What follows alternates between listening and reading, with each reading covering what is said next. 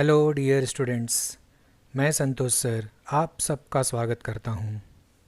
Friends, पिछले video में हमने तत्वों के इलेक्ट्रॉनिक स्वरूपण के बारे में जानकारी हासिल किया। अब हम इस वीडियो में देखेंगे कि तत्वों के इलेक्ट्रॉनिक स्वरूपण का संबंध समूह और आवर्त से किस प्रकार है। पहले हम देखते हैं समूह और इलेक्ट्रॉनिक स्वरूपण का संबंध। तो इसके लिए हम पहले समूह पर ध्यान देते हैं। पहले समूह के तत्वों को क्षारीय धातुएं भी कहते हैं, क्योंकि ये तत्व पानी से क्रिया करके क्षारीय विलयन बनाते हैं। जाना पहचाना उदाहरण है सोडियम का। सोडियम पानी से क्रिया करके सोडियम हाइड्रोक्साइड का क्षारीय विलयन बनाता है। आपको पता है सोडियम हाइड्रोक्साइड एक क्षार है, बेस।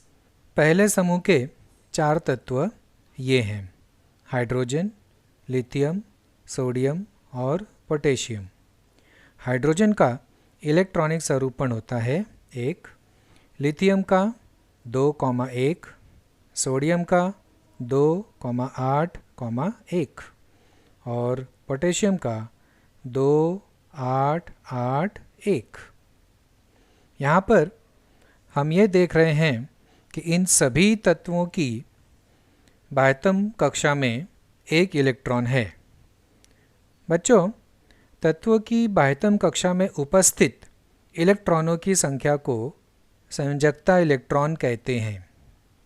तो यहाँ इन सभी तत्वों की बाह्यतम कक्षा में इलेक्ट्रॉनों की संख्या समान है, अर्थात बाह्यतम कक्षा में इलेक्ट्रॉनों की संख्या 1 है, अर्थात बाह्यतम कक्षा में संयोजकता इलेक्ट्रॉनों की संख्या समान है।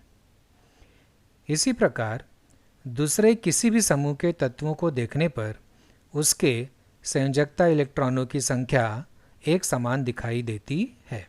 जैसे दूसरे समूह के जो तत्व हैं बेरिलियम, मैग्नीशियम, कैल्शियम, इनकी बाह्यतम कक्षा में 2 इलेक्ट्रॉन होंगे। बच्चों, दूसरे समूह के तत्वों को भूक्षारीय धातुएं भी कहते हैं, क्योंकि ये धातुएं पानी से क्रिया करके क्षारीय विलयन बनाते हैं और इनके जो क्षारीय विलयन होते हैं वे अर्थ क्रस्ट, मतलब समझ लो कि जमीन की परत में पाए जाते हैं।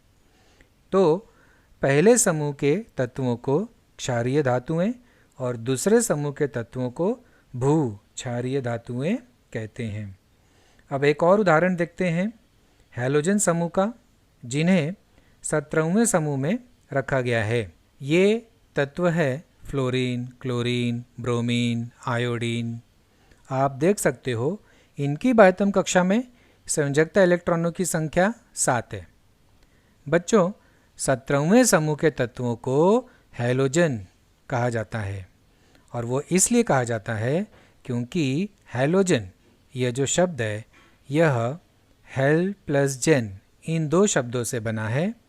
हेल का मतलब होता है नमक और जेन का मतलब होता है उत्पन्न करना, अर्थात ये जो 17वें समूह के तत्व हैं ये लवण बनाते हैं, बराबर, यानी नमक बनाते हैं, इसीलिए इन्हें हैलोजन कहा जाता है। फ्रेंड्स, किसी भी समूह में ऊपर से नीचे की ओर आने पर इलेक्ट्रॉनों की कक्षाओं में क्रमशः वृद्धि होती जाती है। जैसे पहले समूह में हाइड्रोजन में कितनी कक्षा है? 1। उसके नीचे लिथियम में कितनी कक्षा है? 2। पहली कक्षा में 2 इलेक्ट्रॉन है और दूसरी कक्षा में 1, तो इसमें कुल कक्षाएं कितनी हैं? 2। सोडियम में कितनी कक्षा है? 1, 2, 3। और पोटेशियम में कितनी कक्षाएं हैं? 1, 2, 3, 4। तो हम देख रहे हैं कि कक्षाओं की संख्या ऊपर से नीचे लगातार बढ़ रही है, क्रमशः बढ़ रही है। इसी प्रकार से दूसरे समूह के जो तत्व हैं उस पर भी अगर हम ध्यान देंगे तो उनकी भी कक्षाएं क्रमशः बढ़ती जा रही हैं। इसी प्रकार अगर हम किसी भी समूह में देखें तो कक्षाओं की संख्या ऊपर से नीचे की ओर आने पर क्रमशः बढ़ती हुई दिखाई पड़ती है। इससे स्पष्ट होता है कि तत्वों का इलेक्ट्रॉनिक स्वरूपण यह आधुनिक आवर्त सारणी के प्रत्येक समूह की विशेषता है। बच्चों, इस वीडियो में हमने पहले, दूसरे तथा 17वें समूह के तत्वों की बात की। यदि आपसे कहा जाए कि पहले समूह के सभी तत्वों के नाम लिखो या संकेत लिखो, या दूसरे समूह के तत्वों के संकेत लिखो, या 17वें समूह के तत्वों की सूची बनाओ, तो क्या आप बना सकते हो? शायद नहीं, क्योंकि सूची बनाने के लिए आपको सबके संकेत याद करना पड़ेगा, सबके नाम याद करना पड़ेगा। अब इतने सारे संकेत याद करना तो मुश्किल है, तो कैसे याद किया जाए?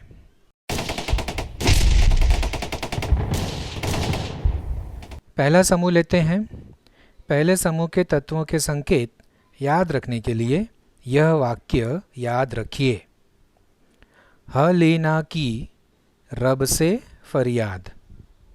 हलीना एक लड़की का नाम है, उसकी रब से फरियाद है, तो हलीना की रब से फरियाद, यह वाक्य आपको जो है याद रखना पड़ेगा। आइए इससे देखते हैं कौन सा समूह बनता है। ह से हाइड्रोजन, ली यानी Li लिथियम होगा, ना से Na यानी सोडियम होगा, की है यहाँ पर, तो की के लिए सिर्फ आप के लिखोगे, ठीक है, पोटेशियम। रब है यहाँ पर, र का आर और ब का बी, रब, तो ये हो जाएगा रूबीडियम, Rb यानी रूबीडियम। इसके बाद है से, तो से के लिए आप सी ध्यान में रखो, Cs, ठीक है, Cs सीजियम के लिए। फरियाद, तो Fr, पहले वाले दो अक्षर फ और र, यानी F और R, फ्रांशियम, ठीक है। तो इस प्रकार से ये कौन सा समूह बन गया? पहला समूह, ठीक है बच्चों, याद रख सकते हो, हलीना की रब से फरियाद। ओके, अब दूसरा समूह याद रखने के लिए आपको यह वाक्य याद रखना पड़ेगा। बेटा मांगे कार स्कूटर, बाप राजी। बेटा मांगे कार स्कूटर, बाप राजी। आइए देखते हैं कैसे बनता है दूसरा समूह। बेटा, तो बे है, उसके लिए बी ई, तो बी ई से बेटा हो जाएगा। मांगे, म का एम और ग का जी, मांगे, बेटा मांगे। कार, तो कार का सी ए खाली हो जाएगा, कैल्शियम, सी ए, ठीक है, कार का हो जाएगा सी ए। स्कूटर है, तो उसके लिए एस आर, शुरुआत का स यानी एस और लास्ट का र यानी आर, स्कूटर। बाप, तो बा यानी बी ए, ठीक है, बेरियम हो जाएगा। और राजी यानी आर ए, रेडियम, ठीक है। तो बी ई यानी बेटा, एम जी यानी मांगे, सी ए यानी कार, एस आर यानी स्कूटर, बी ए यानी बाप और आर ए यानी राजी, ठीक है। तो बेटा मांगे कार स्कूटर, बाप राजी। तो इस तरह से आप दूसरे समूह के तत्वों को भी ध्यान में रख सकते हो। अब 17वें समूह यानी हैलोजन समूह पर ध्यान देते हैं। उसे कैसे याद रखेंगे? इसे याद रखने के लिए आपको यह वाक्य याद रखना पड़ेगा। फिर कल बाहर आई ऑटो टैक्सी। फिर कल बाहर आई ऑटो टैक्सी। तो देखते हैं कैसे बनता है 17वां समूह। तो पहला है फिर, तो उसके लिए सिर्फ हम F लिखेंगे, फ है तो F। कल, दूसरा है कल, तो कल के लिए Cl, बाहर यानी Br, ठीक है। आई के लिए सिर्फ आई, ऑटो ए और टी, ऑटो, और टैक्सी यानी TS, टैक्सी, बराबर। तो फिर कल बाहर आई ऑटो टैक्सी, F से फिर, Cl से कल, Br से बाहर, आई से आई, AT यानी ऑटो, TS यानी टैक्सी। इस प्रकार से आप 17वें समूह को भी ध्यान में रख सकते हो। तो इस तरह आप याद करिए और 2-4 बार प्रैक्टिस करिए, खुद से लिखने की प्रैक्टिस करिए।